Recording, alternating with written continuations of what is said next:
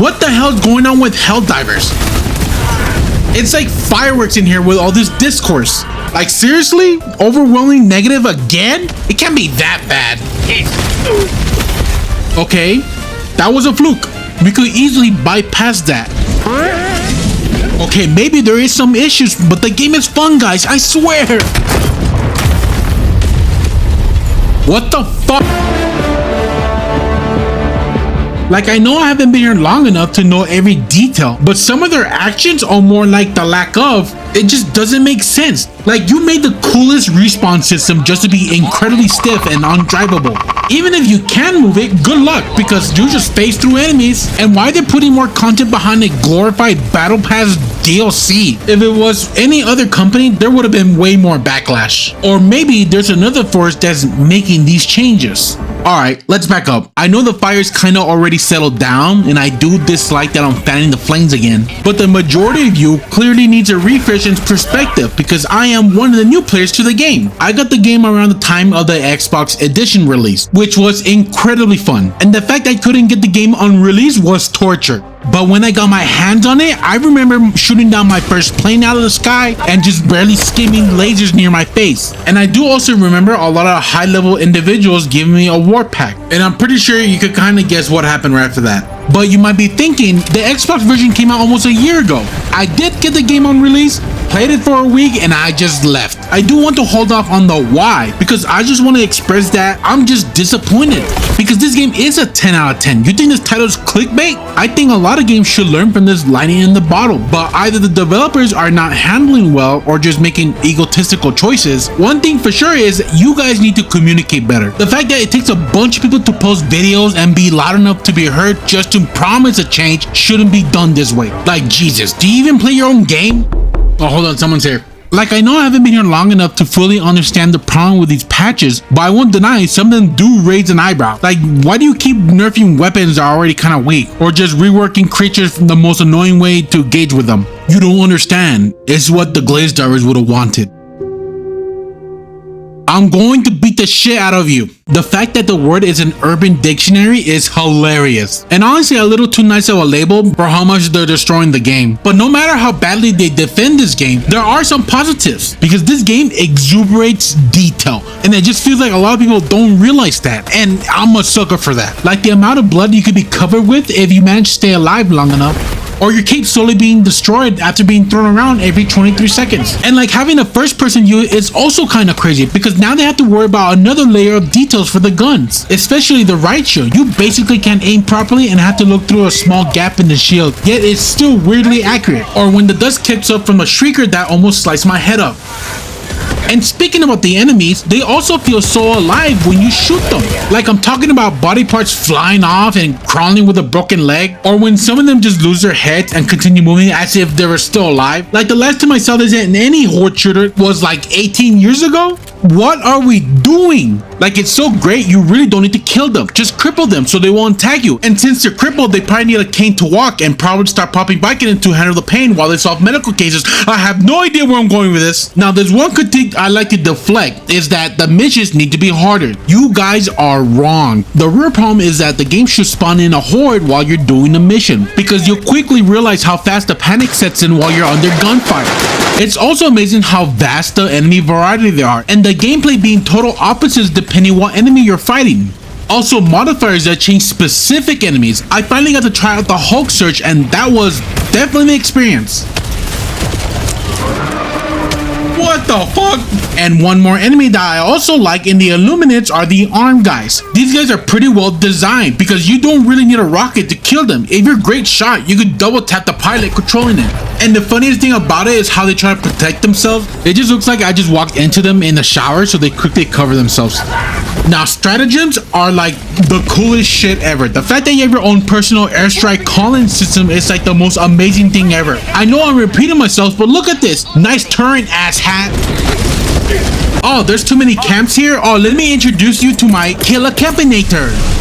Look, I'm not gonna go through each stratagem. This system they have is amazing and visually cool, and it has infinite possibilities on what they could create. The problem is that they don't really create more of them. Like the orbital laser, instead of shooting one big laser, create multiple small ones that dance around wherever you throw the flare at, similar to the fire tornadoes you see on some planets. Or a whole new stratagem around the Falcon, where you can have it hover around you as you focus on objective. Obviously, I'm not putting too much thought into it. It's just a cool idea I have. Now, unfortunately, that's where the positive ends. I wish I could say more, but I'll be lying to myself, because they honestly have a lot of good ideas, but the implementation is complete dog water. So let's get straight to the point. You guys somehow made the hardest / easiest game ever. First, let's start with why I think this game is easy, because I was going D10 back to back around level 10, my guy. Like I had no upgrades, because all it comes down to is running and diving, and maybe prioritizing targets. Now, I would have failed to mention that I have played this type of games before. I was training zombies before I knew how to tie my own shoe. But the thing is, I shouldn't be here. The higher difficulties, at least for me, should be something to strive for in these type of games. Now, some of you might be thinking, why not play solo if you're looking for difficulty? Because I'm here to play a co-op game. And in this co-op game, it's way more fun messing around with others. But this co-op game has a problem.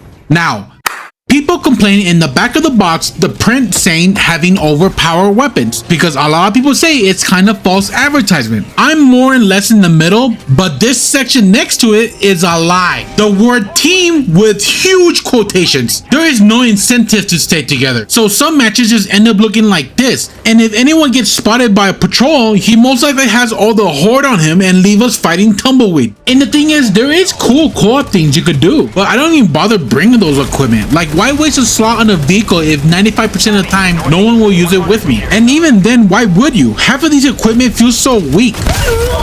Actually, let me rephrase that. It's unsatisfying. Don't get me wrong, there are good design weapons, like the anti-material rifle. It can basically one-tap strong units, but it requires good skill to be constantly useful. But the other guns, like the railgun, just underperform. I'm sorry, but this gun should be railing enemies. Like, give the bullet a bigger hitbox.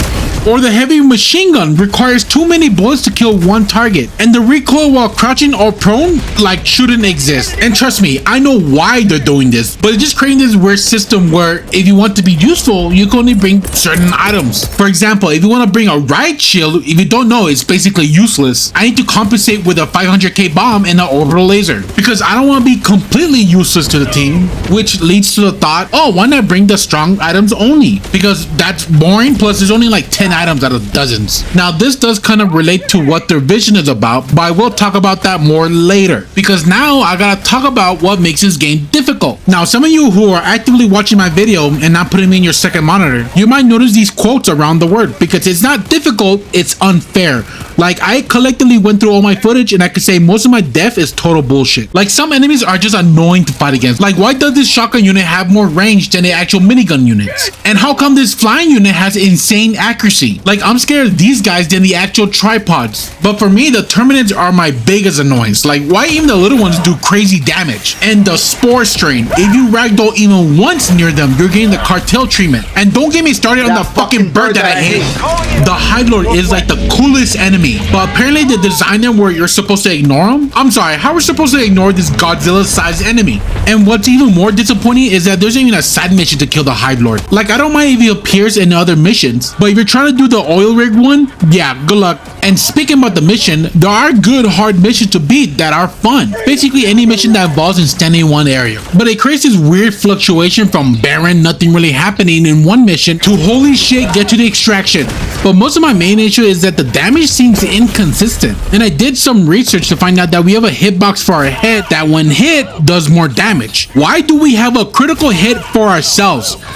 And even glitches just make the game frustrating. Like, I'm not even bothered giving examples because there's just too many. Like, Jesus Christ, this game been out like what, 2 years now? Like, I'm not even actively looking for these bugs. You just come across them. And the cherry on top, I still crash on Xbox. Any defense with these issues will be properly countered with a 9mm. But now the main reason I left the game in the first place. There is no progression. More like there's no good progression. I swear to fucking God, if you come at me with a fucking super credit farming defense, like, look at me. Do I look like a fucking clown to you? And let's just say I agree with you.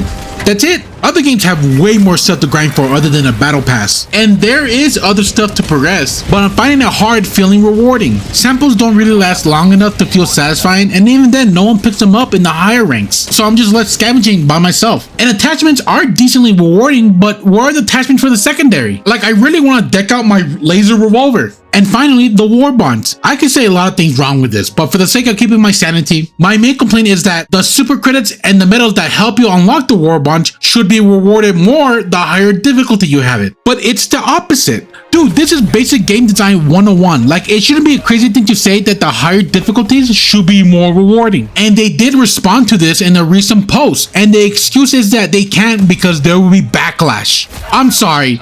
Who's the moron that will complain about this? And it's also ironic because I look at your game's history, every change you guys do causes backlash. But this one you can't do because the backlash will be tremendous. How convenient. You guys are really edging this game from becoming the best. It's almost like you don't want me to have fun. Like, is that the reason? I don't know why. Nigga, did I just catch you having fun? Actually, I do know why. It's for your Grunt Fantasy. What does that mean? I don't know. From what I understand from other explanations, apparently we are cannon fodder. We are expected to die. Somewhat like a Milsum, which I like the idea.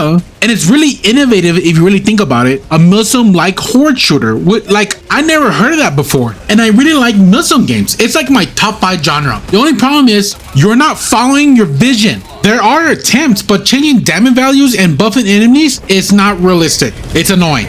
And clearly you want to treat this game like a galactic warfare. Sometimes we have the advantage and sometimes we don't have the advantage. But you're really not adding enough. Like during the tech of Cyberstan, during the event, you could have made it where instead of 4 hell divers, why not 5 hell divers to make it feel like we're trying to even the odds? Or mechanics that expands the loadout screen. A detailed loadout system similar to Insurgency Fuck me, I almost had it. Like a detailed loadout system similar to Insurgency Sandstorm, where you could choose how many magazines you could carry or have a harness to be able to carry 2 support weapons. Obviously, you should only carry 1 backpack. I'm not asking the game to become like Death Stranding, but do something. Like an easy idea I could think of is a clan system, because Milsum's all about making a platoon group, and a YouTuber like Commissar Kai can benefit because his brand is being a commander, plus it rallies more people to play your game. And like the leader can state a claim on a planet to protect and oversee. Like, you guys are really not adding anything that relates to your vision, and the mechanics that does relate are broken, like the health system.